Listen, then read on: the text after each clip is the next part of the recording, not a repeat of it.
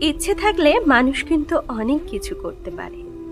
সারাদিনের ব্যস্ততার মাঝেও একটা ফোন করতে পারে, মেসেজগুলো দেখে উত্তর দিতে পারে, হাজারো কাজের মাঝে সময় বের করে ঠিক দেখা করতে পারে, আপনার ছোট ছোট ভালো লাগার খেয়াল রাখতে পারে,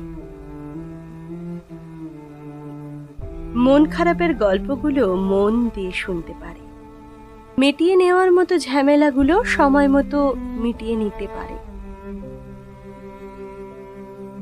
যতটা গুরুত্ব সে পাচ্ছে ততটা না হলেও অন্তত কিছুটা গুরুত্ব অবশ্যই ফিরিয়ে দিতে পারে।